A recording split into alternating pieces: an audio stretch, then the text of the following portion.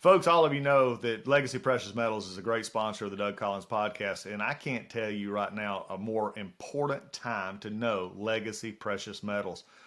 They're right now, your investment portfolio, if you look at the stock market right now, you look at the inflation that's going on, you look at the uncertainty out there, I'm going to tell you, the investments that you're making need to have gold and silver to be a part of it. You need the precious metals. Navigators are people who have been there, they know what to look out for, and they know how to come back and navigate you through the streams of your financial situation, whether it's for your retirement or whether it's just in your long-term investment strategies. Legacy Precious Metals folks are people who listen. They listen to you, they listen to your needs, and they help you navigate this uncertain financial times. When you're seeing the fluctuations back and forth, people will actually need to find a place where they have a portfolio that is balanced. Having gold and silver in that portfolio is something that you can have as part of yours. Just go find them at legacypminvestments.com. Do you want to listen to a podcast? By who? Georgia GOP Congressman Doug Collins. How is it? The greatest thing I have ever heard in my whole life. I could not believe my ears. In this house, wherever the rules are disregarded, chaos and mob rule. It has been said today, where is bravery? I'll tell you where bravery is found and courage is found. It's found in this minority who has lived through the last year of nothing but rules being broken, people being put down, questions not being answered, and this majority say, be damned with anything else. We're going to impeach and do whatever we want to do. Why? Because we won an election. I guarantee you, one day you'll be back in the minority and it ain't gonna be that fun.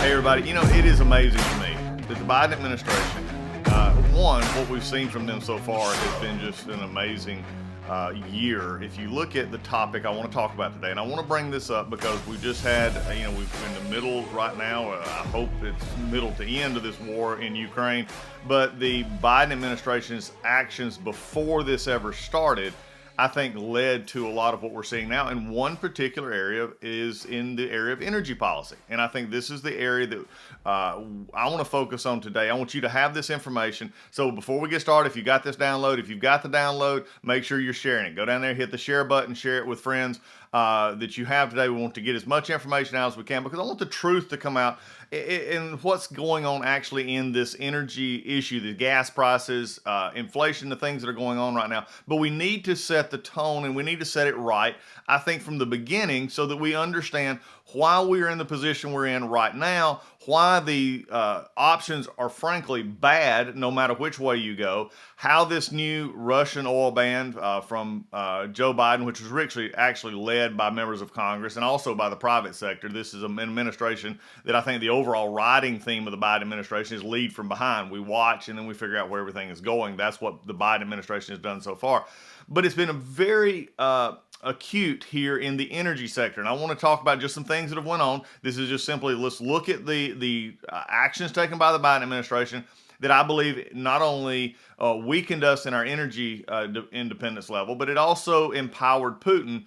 There's two things that I believe empowered Putin most. Number one is this discussion we're going to have today on the energy policy of the Biden administration and the political spin. Now, we're going to also get into this even further in the Russian oil ban. We're probably going to be a two-part series. So today's part one, we're going to talk about the political implications. We're going to talk about the ideas. And then we're going to dig a little bit further into the Russia oil ban on our next podcast. So this is a two-part issue. I want you to be a part of it. So remember, download it, subscribe, hit the like button, hit the share button so that other people can see it as well. So going back to where we start in this situation.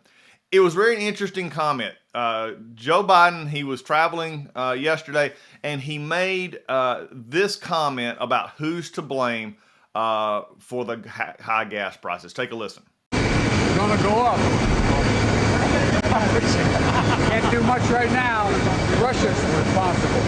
You see what I'm talking about here? This Biden is basically starting what we'll see, I believe, for the next few weeks and possibly for the next few months, trying to lead as long as these high gas prices are going. He's trying to deflect from his own administration's issues, and he's trying to deflect it onto Vladimir Putin. He's trying to deflect it all on the fact that Putin invaded the Ukraine. That is why you have high gas prices. The problem we have here is it just simply is not true. Okay, gas prices started, what you have to look at, let's just go back, and if we want to take this logically, if you take his comment just now, he's basically saying, whoops, can't do anything, this is all on Putin, This is why, we're stuck where we are. Gas prices are going to go up. We'll do what we can, but this is Putin's problem. Yesterday and when he announced the Russia oil ban, he actually said this is Putin's war machine. You can starting to hear the political grinders in the White House start grinding out the message that this is not our fault. We're managing it. We're going to get you through this, but you need to understand nothing we've done has actually caused this. When the reality is that's just not true in the bigger sense. Now, there's some issues that you can have overall. Remember 2020, OPEC ratcheted down production. They've not ratcheted back up production. There's still a lot of things out there to deal with. But let's just deal with, number one, starting from that statement yesterday when he actually said, look, I can't do anything about this. This is Putin's fault, in essence, for invading Ukraine. Well, let's take that at its face value. Let's go back to the original issue when we start looking at gas prices over the past year. Two things are driving it. Number one, we look at inflation, which is being driven by the rise in gas prices, consumer prices, and other things. But when Joe Biden took office, one of the most immediate things that he did was he bought in and continued what he had been talking about on the campaign trail of this idea of the new Green Deal, or at least the elements surrounding it, taking America off of gas and oil, which again, especially natural gas is a very abundant supply that we have here. It's a very abundant natural resource we have here, in our oil reserves, which were growing up under the Trump administration. He said, no, we're going to stop. Several things that he did to do that. Number one is he stopped the Keystone XL pipeline. That's the extension of the Keystone pipeline. I've heard some people out there saying that, this is the Keystone pipeline has been shut down again. No, the original Keystone pipeline is still there. This was an extension that would have increased capacity, which would have gave us a better situation for getting our Canadian oil. Why is the Keystone pipeline so important? Why is that something that we talk about? Well, the interesting thing when you deal with it, and when we talk about where we get our oil, most people have to understand in the United States, we get almost 22 billion barrels, or equally about over 50% of our oil comes from Canada. Okay, so the oil consumed here in the U.S., 50% of that comes from Canada. When you look at the other next suppliers, you look at Mexico. When you combine the Canadian and Mexican imports into the United States for oil, you get about 63% of our oil comes from those two countries alone. Then you have Saudi Arabia, then you have Russia. So you're looking, and depending on the time, you're looking at a 3 to about 7%, maybe, and that's at a high end, of Russian imports into oil. That's why this has been discussed. It's also why making the ban on Russian oil is going to affect global gas prices and global oil prices. But here it is something that we could overcome. And we'll talk about that a little bit later on, this political spin of why it is important for Joe Biden and his administration to spin this as a Russian problem, as a Putin problem, as something that was beyond their control and not their own energy policies that they have implemented under Secretary Granholm, under the Biden-Harris administration. So first off, we start off and you look at it, you start by banning the Keystone XL pipeline. Shut it down completely. Number two, you move to increase regulatory burden, permitting burden on the fossil fuel resources that we have here in the United States, leading up to just a few weeks ago, a ban completely on the federal leases being issued on for exploration. Now, as we look at this, it is understandable that people are going to take what is the easy answer here. But this is not an easy answer to say that simply gas prices, which are at one of their highest levels ever, if you take into, a lot of people go back to 2008, taking into inflation, that we're about the same, but I do believe and unfortunately in the few weeks to come, we're going to see it, even with inflation taken in, that you're going to see gas prices go up even further to the highest levels that we've seen in a while. So as we deal with this, we've got to start understanding what is the spin and why is it spin and why you need to see through it. Because if you see through the spin, then we can get to an understanding of why it's important for our country to have a all-in energy policy. When we look at this, this is something to understand. the energy policy spoken by of a lot of conservatives, number one, is use the resources. Number one, we have here, use the possibilities of growing other resources that we have, and having it as an all-in approach instead of a exclusionary approach, which the Biden administration and many of their allies on Capitol Hill want. That's the new Green Deal. It's an exclusionary approach. We don't want oil and gas. We don't want the fossil fuels. We're going to invest in this. You've heard over the last few weeks, or last couple of weeks in particular, you have heard Jen Psaki, the press secretary for Joe Biden, say that in these times that we're not going to increase our oil production, we're not going to do things to increase fossil fuel production because we are committed, we believe that we can have that overcome in green energy. Now that sounds good. It's a great political statement for the Democrats and liberals who want you to believe that overnight, all of a sudden, that we can depend on wind, solar, water, the other renewable assets to take over what we have, or to begin to have a bigger and bigger slice of the energy pie here in America. Now, for those of us who would rather see an all-energy approach, you have to take both. There's no one that is saying, okay, if you have these other energy and alternative energy sources, let's begin to grow them. If we're saying that, then we're practicing the same exclusionary practices that the Democrats are when it comes to fossil fuels. So I believe what we've got to do is say, let's run through this rhetoric. Let's see what the issues are, and understand really in a bigger picture that if we did some things that would increase not only our own energy independence, go back to that time in which we are looking at these situations, looking at how we can grow our energy market, then it puts us in a better position, not only from an energy perspective, not only from an independence perspective, which we will, truly never be given the consumption that we have, in a sense that we'll not ever import this.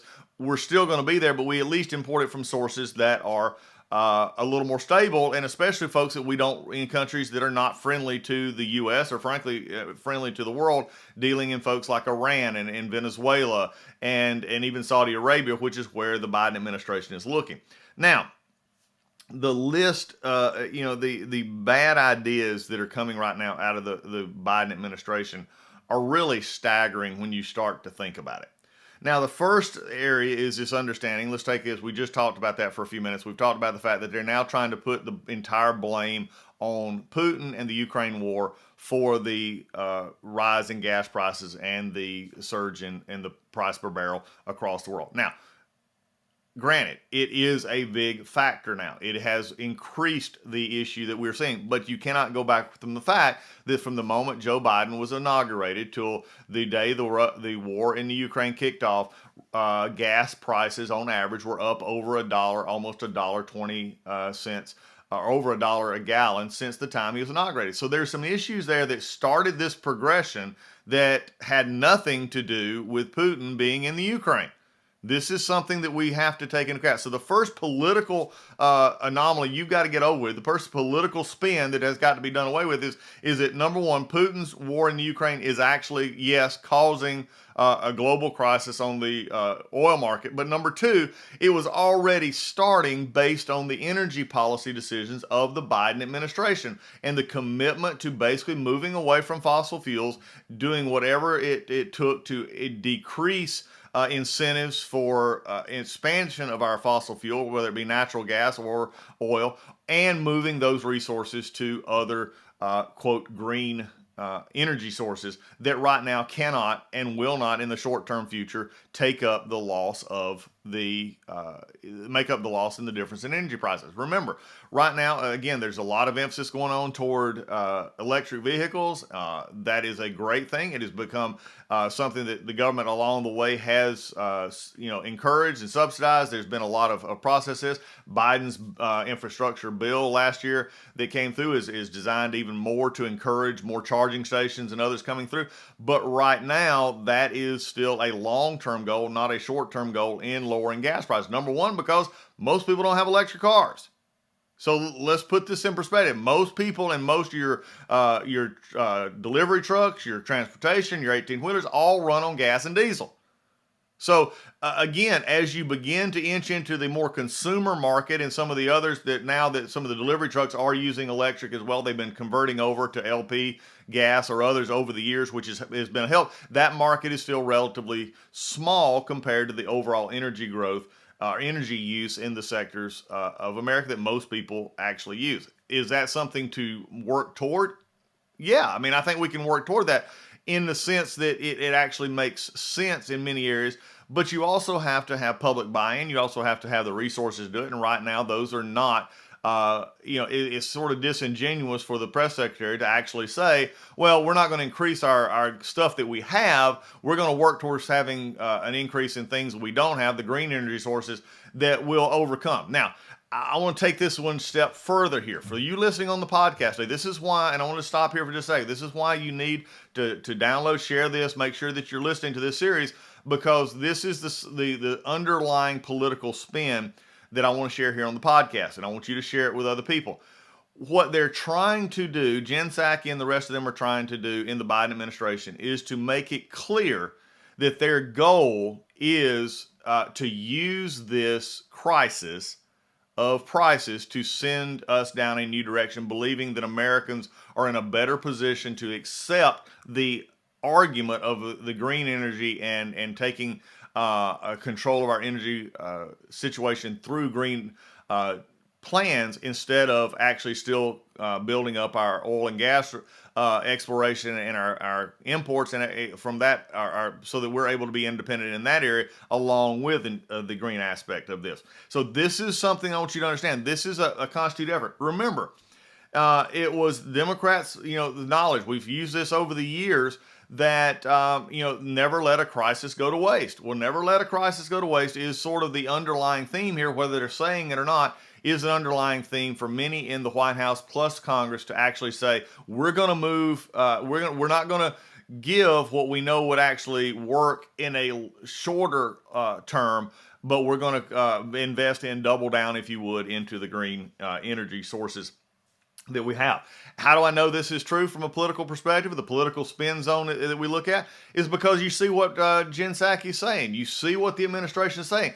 Over the past few weeks, as she has been challenged by reporters across the spectrum, actually, not just the Fox News and not just the conservative outlets, but also mainstream media outlets as well, we see that she is deflecting. Here's how we see her deflecting.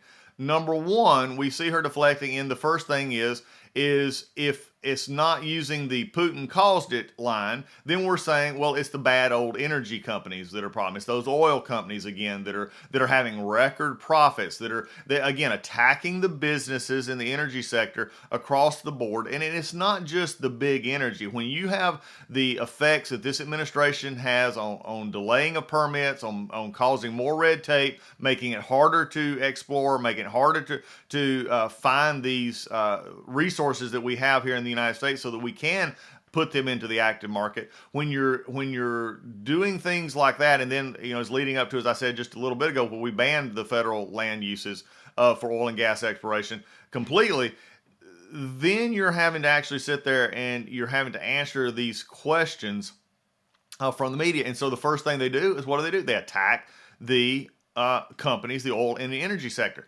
This is really counterproductive. If you're looking to have a long-term energy policy that keeps our energy costs lower and yet puts us in a better economic situation, then attacking the main source of your energy, attacking, and using the old, liberal line of the companies are big, they're making too much profit, and this is the line that you're using, then you are simply tying one hand behind your back of our economy, especially when it comes to energy. But that's the first line of political spin. I want you to hear on this show today why this spin is important. The reality is we get 63% of our oil right now from Canada, Mexico, Saudi Arabia comes in next, and then we go into Russia oil, which now private companies were leading. Congress is getting ready to ban the use of imports of Russian oil as well.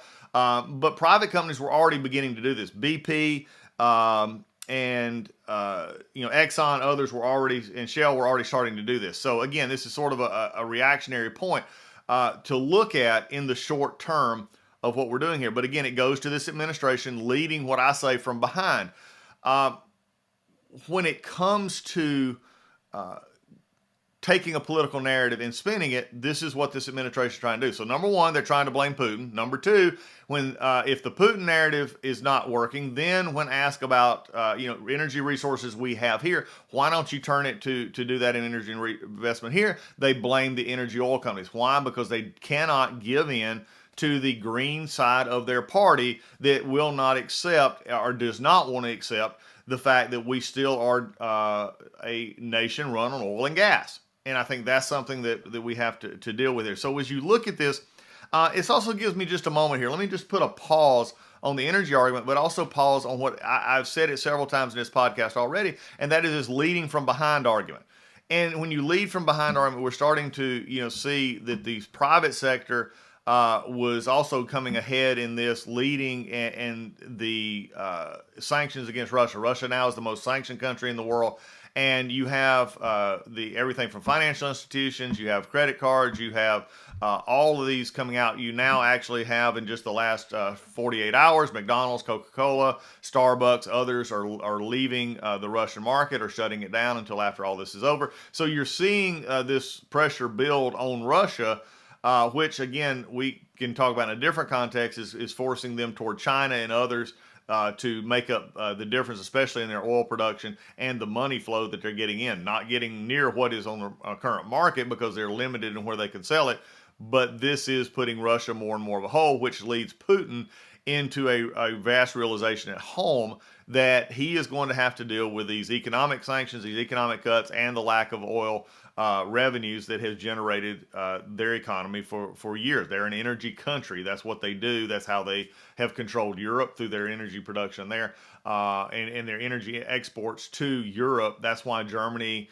and others have not followed completely the ban that the U.S. has talked about and the private companies have talked about, because they are frankly still very dependent. Germany, UK in particular, are basically predominantly oil gas as far as how they get their energy supplies. Now, as we talk about a little bit later, all in approach, there is some differences in Europe. We'll talk about that on where we get our energy plan. So the first thing is the Biden administration is trying to convince you through this their political spin, never let a crisis go to waste. They're trying to blame Putin. Remember 2 or 3 weeks ago?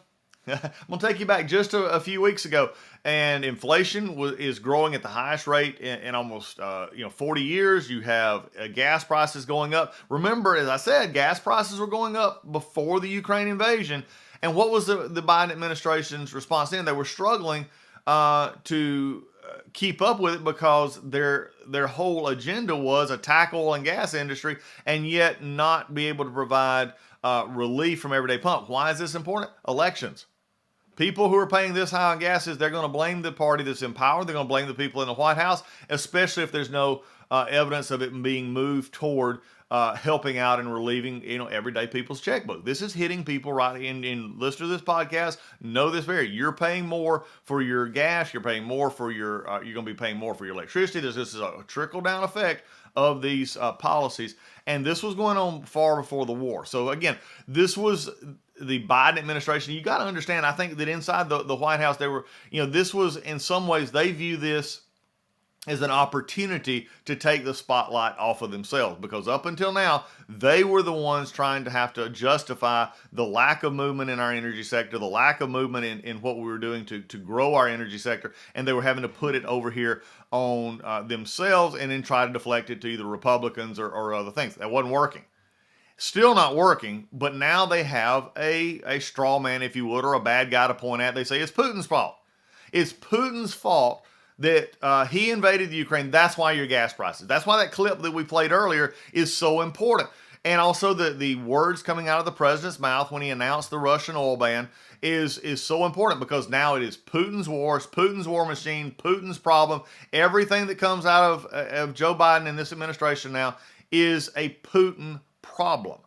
And so when we deal with this, that's the first step you have to understand. So I want you, my listeners on this podcast to understand that we're dealing in complex political spin right now. The first of which is, let's take the deflection off of our problems and put it on Putin. Second, We're going to, when confronted with the realities of how do we, if we take the Russian oil ban and say, well, how do we replace that? Well, the logical place to do that is with our own oil production. Let's ramp up our own oil production. It's not going to come overnight. Hear me clearly.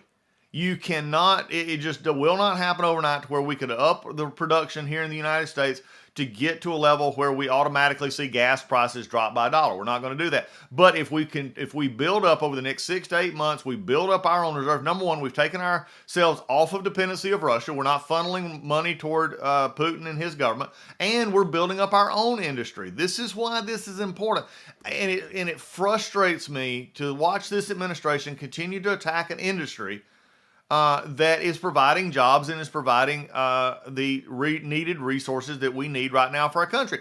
And again, I've not said yet that you don't take other things, that you take other things off the map. I'm not being exclusionary here. So wind, solar, the fusion, anything else you want to talk about, water, renewables, all of those are still on the table if we just simply say, let's focus on our own energy needs and how we can actually produce this. Is it going to be short-term a satisfaction? No. It's going to be a long-term issue that then allows us more independence in this function. So as we see we're coming on here, I want you to stay clear here. Number one, blame Putin. Number two, if that didn't work, we start blaming the energy companies themselves. We start, as Jen Psaki has been saying, they're making too much money. They're why don't they cut their prices? Why don't they do this? Again, blame the energy companies for the problems that was really started, as we've outlined here, of the policy of the Biden administration. When you shut down the pipelines, you make it harder for gas and oil exploration. You make the red tape even further. Now you shut down oil and gas leases on federal land, and you make it in which you're making the energy sector the villain again. Then we get into number three, and this is a red herring, argument that has been coming up a great deal with Jen Psaki. I've heard her say it multiple times now, and that is, again, it's a sort of a sub-argument off of the argument that the oil companies are bad, is that they have over 9,000 federal leases that they're not using. Now, it needs to be understood that leases are not production. Leases allow you to explore. It allows you to drill to see if there is a resource there, an oil or gas resource in that lease area. Now, again, that also takes money. That takes it takes the investment to make sure that to go in there and to do that. And there's a possibility, and a very likely possibility, that you're not going to find anything, that it's not worth the investment to drill in those areas, which means that you spent money investments, you're not going to get anything back, and then you move to the next site. Remember, even if you found reserves there, if you found oil or gas, that is this issue of leases that Jen Psaki keeps talking about is not permitting. That is not then moving into permitting, moving into actual production, and getting it on the market. So again, this is a red herring. They want you to think that the oil and gas is out there being mean, big corporate America. And look, there's a lot of issues that you can take with the oil and gas industry. We'll leave those for another time. That is out there. But in this situation, to simply say that they're not using leases available to them that would fix the problem. Again, the implication here is that if the oil and gas companies would just go use those 9,000 leases that they still have, that this situation would be help, that they're hindering. Notice the argument here. They're saying, and Jen Psaki is basically not just implying, she's saying is that the situation would be better if oil companies would take a better corporate approach to our energy needs and go use these oil and gas leases. Now, there's a clip of her saying this, and I want you to hear it from her mouth where she talks about this, because the way she says it, you can hear I'll say the indignation in her voice. Number one, for being questioned about this at all. But number two, that they use these oil leases to not help Americans. So listen to this clip. Would President Biden rescind his executive order that halts new oil and natural gas leases on public lands? Well, 90% of them happen on private lands, as I'm sure you know, and there are 9,000 unused approved drilling permits. So I would suggest you ask the oil companies why they're not using those if there's a desire to drill more. You see, she just doesn't like this issue. Number one, because she knows she can't explain it. Number two, she knows if she could explain it, people aren't buying it. And number three, at the end of the day, for all of these that we've talked about so far, it's not directing and it's not getting most people off the understanding, because Republicans are keeping this up. The mainstream media is seeing this, is saying if we're going to do these steps toward taking a source of our importation of oil, which is Russia, which everybody agrees upon now, to get rid of Putin's lifeline here, the question is what do you do to replace it? And I think this is, when you keep blaming the oil companies not using their leases, too much money they're making. We're moving. We're not going to do we're not going to change our energy policy. We're going to continue to see our emphasis on green energy, grow so that it can overcome this. Again, not explaining to the American people that is years off in the making. Again, it is just deflection. Why? We're in an election year. Democrats are looking at a very tough November, and these issues aren't helping.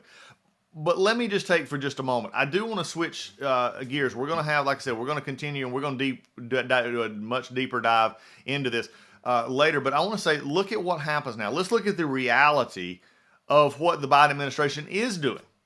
Now, this is something that you really need to understand. We've talked about what they're saying, but now let's talk about what they're doing. They know that this is a problem. They know that oil prices and gas prices at the pump that people see every day, and this is just like inflation, this is something that affects them that they're trying their best to shake.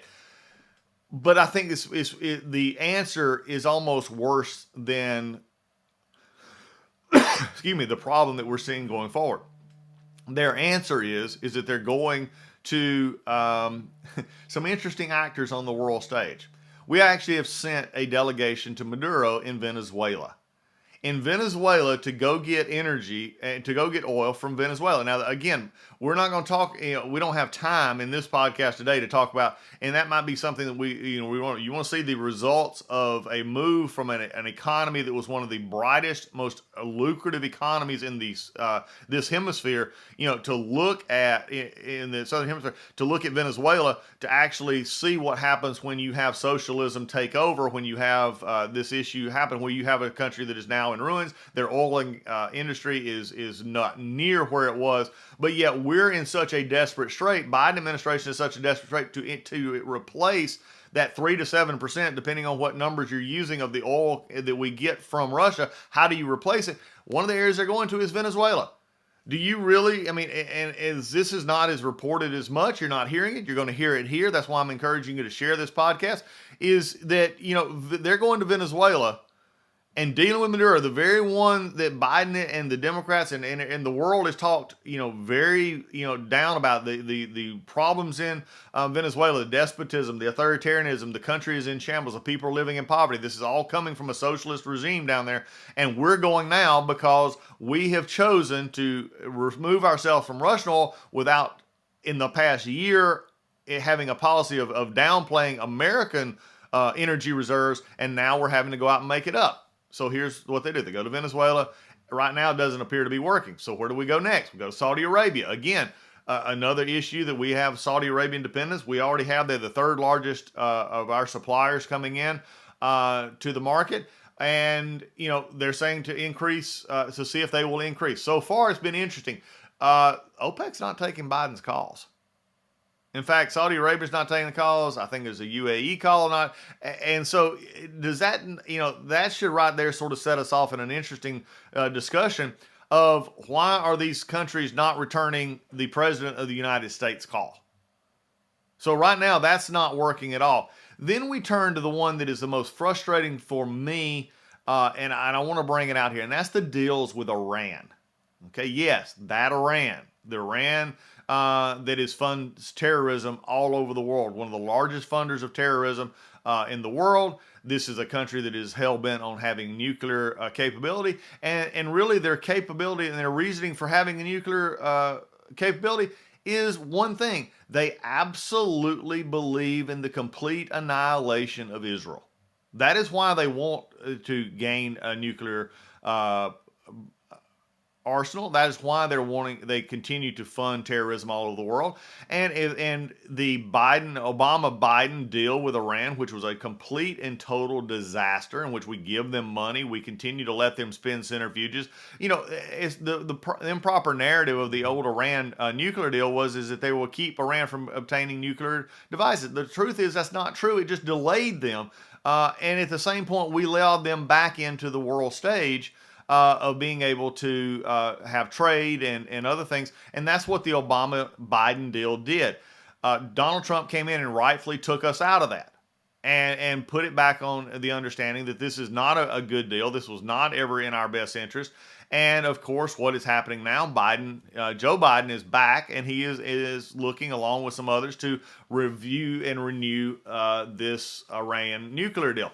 Now, it's getting downplayed because you have the war in Ukraine, you have other things going on, but just in the last 48 hours, Russia and China both made this comment that they were amazed at how much Iran was actually able to get in the negotiations with America and other places, especially when it comes to increasing oil production and other things.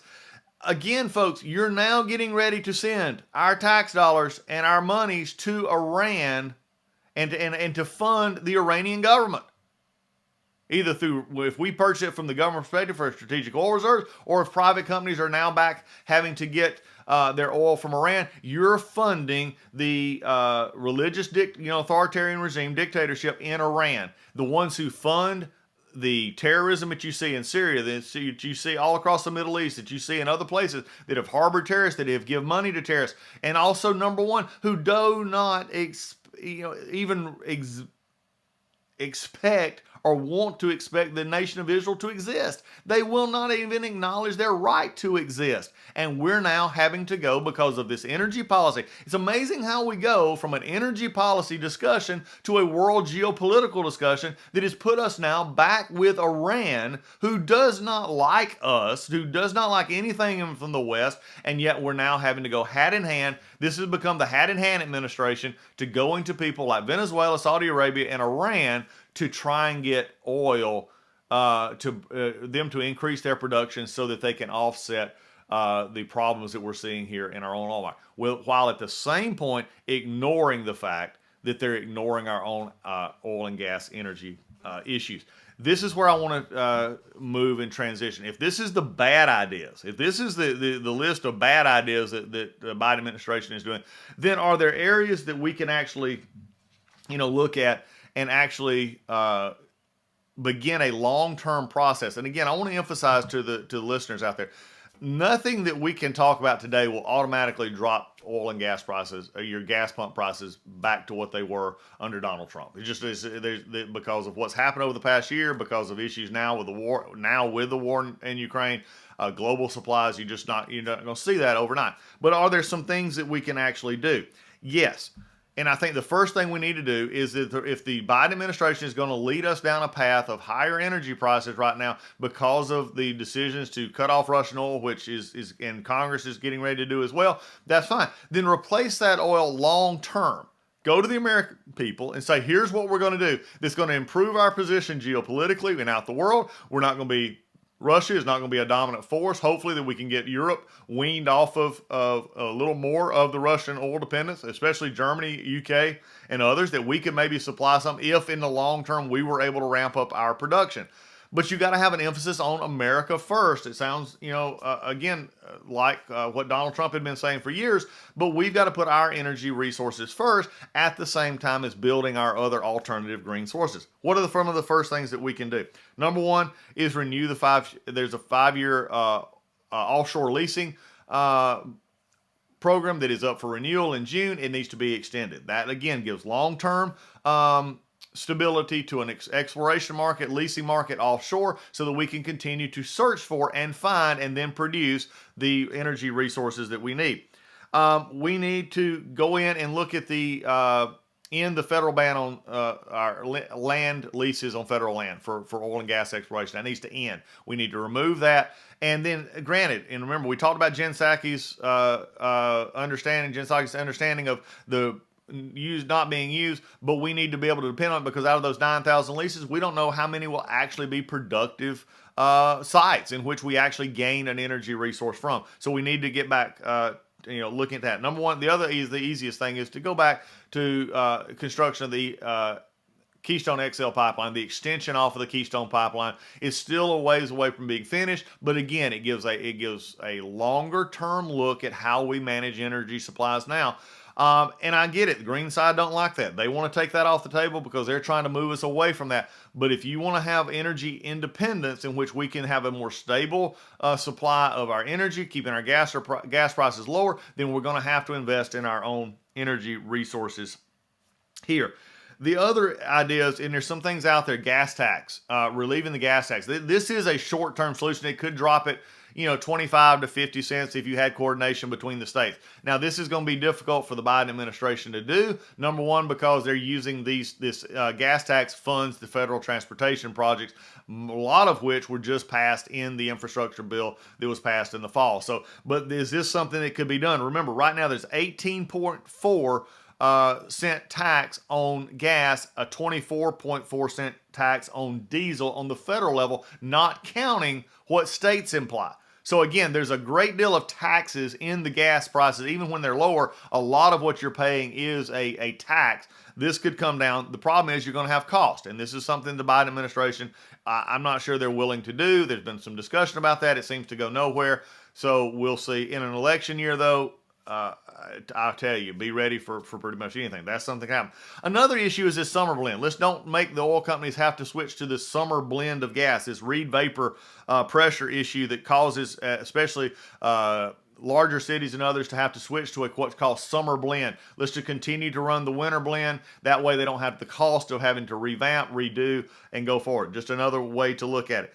The other issue that I want to really emphasize as we sort of tie up this podcast today, and I want you to share this, because I'm often struck at how many times we just simply say, go out and drill baby drill, do those things, and I understand that.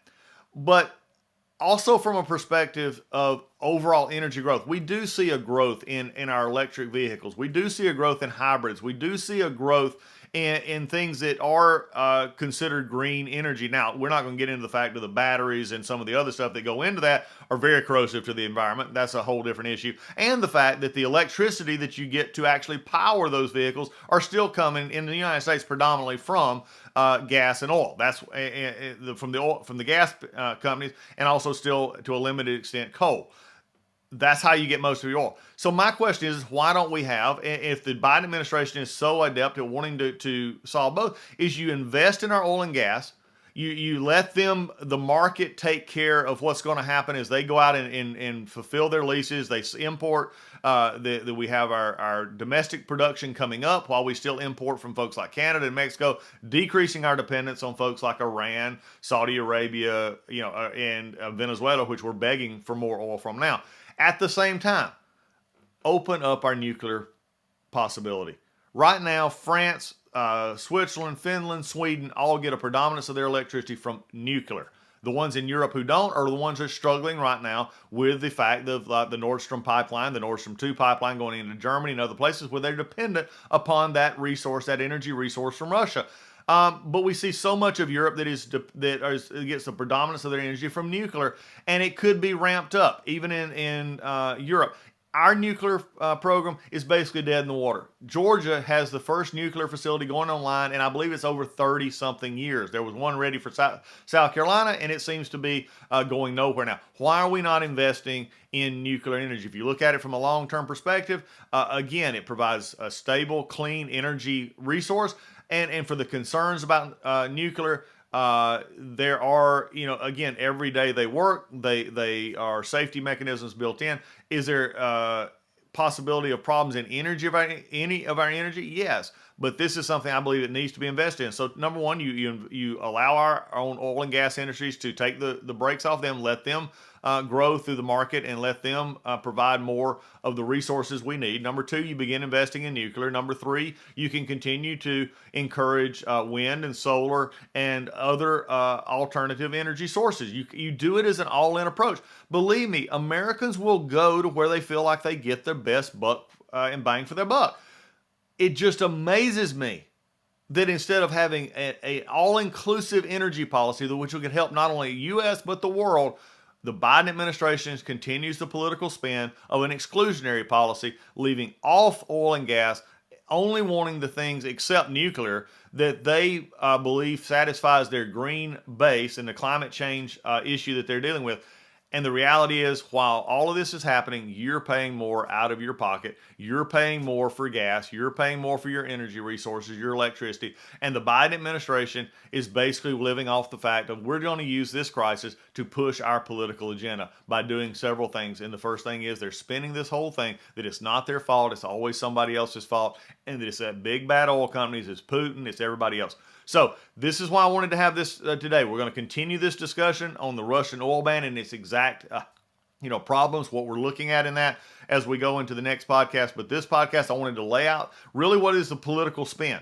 This is what's being told to you, and this is the reality of where we are. If we continue, if Biden administration continues to make these concerted calculations, the gas prices are not going to go down. We don't have but the problem is not just an immediate satisfaction, it's the long-term implications. We need to make decisions now that will, in the long term, bring us back to where we need to be instead of exacerbating the problem as we see it now in the short term, and that will continue in the long term. Again, Biden administration is following the old Democratic narrative. Never let a good crisis go to waste. They're not doing it, and they're trying everything they can to use this to deflect from themselves and to put the blame on other places, and you will continue to see it. That's the way it is. That's the part we're seeing right now. That's why I wanted to share this with you. So again, if you're getting this podcast, you've already downloaded, you've already subscribed. If you've not, hit the subscribe button, hit the like button, and make sure you share this podcast with others. As we get the message out there, I want you to be aware of what the true spin is, and we'll continue this discussion next time.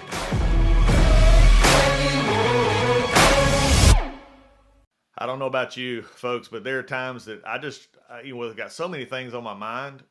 It's just hard to sleep at night. I mean, I'm just ready to get up and go, and just settling down is something that affects over 70% of Americans. They have trouble sleeping. Well, our friends at Healthy Cell have something for you. They have a sleep product that is designed. It's a microgel that gets into your system and absorbs quickly and gives you one of the best sleeps that you can have. This is some great tasting stuff. It gets you to sleep. It gets you the rest you need. Most people they'll think about their food. They'll think about their exercise. They may think about, their reading or whatever. But when it comes to sleep, we forget how important a good night's sleep is. Our friends at Healthy Cell know exactly how important that is, and that's why they offer this REM sleep product that you want to go to. HealthyCell.com/Collins. Put in Collins in the promo code, you get 20% off. They're a great sponsor here on the Doug Collins podcast.